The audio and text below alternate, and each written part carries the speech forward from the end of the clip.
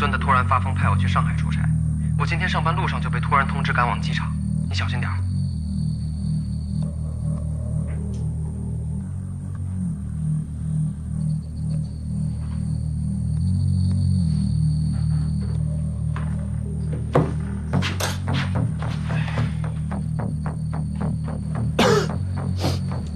哎，冯鑫啊，等一下，我记得你加入了一家并购组，进来帮我对下数据。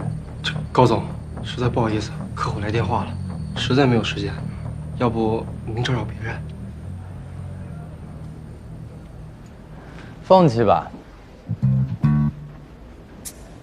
不会有人打枪的。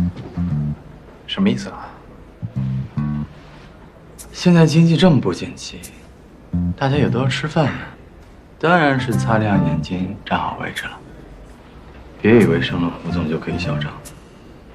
还好我警告你啊，手别伸得太长了，尤其是大龙这种 A 级项目，撑到死刑吧。你看起来很闲呀。然后呢？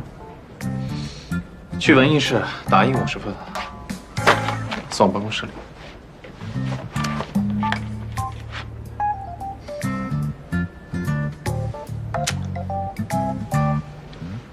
月底的业绩审核呢，我也有参与。现在经济环境这么不好，我想大家都很乐意少一个竞争对手。你说是吧？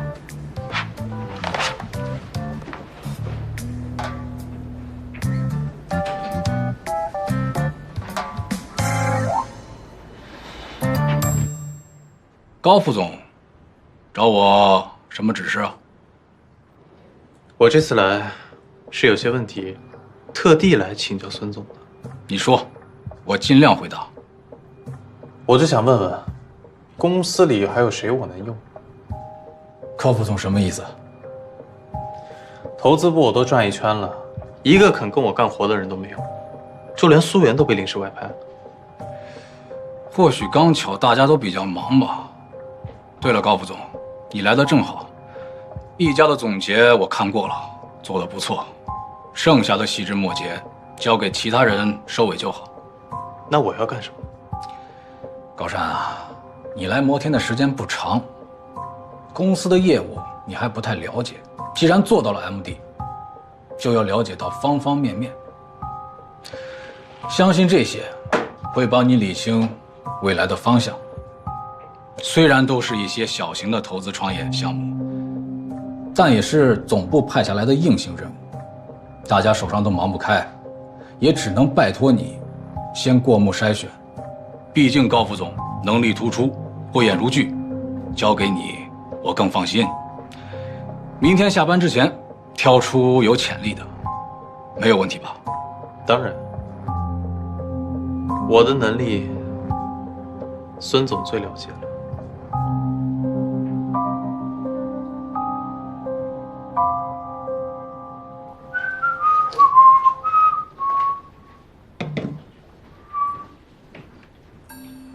Kevin， 啊，高山，哦不对，高总，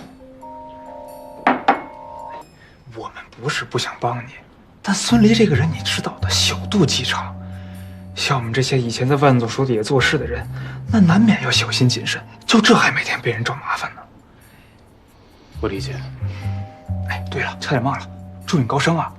其实我早就知道你肯定能够飞黄腾达，但没想到这么快。按你这个趋势啊，40岁之前都能担任合伙人了。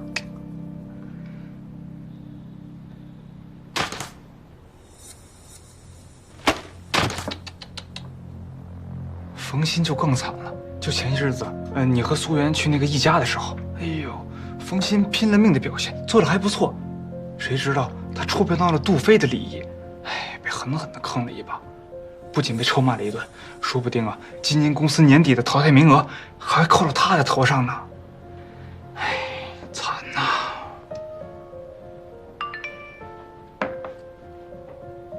哎，孙离召唤，我先回去了。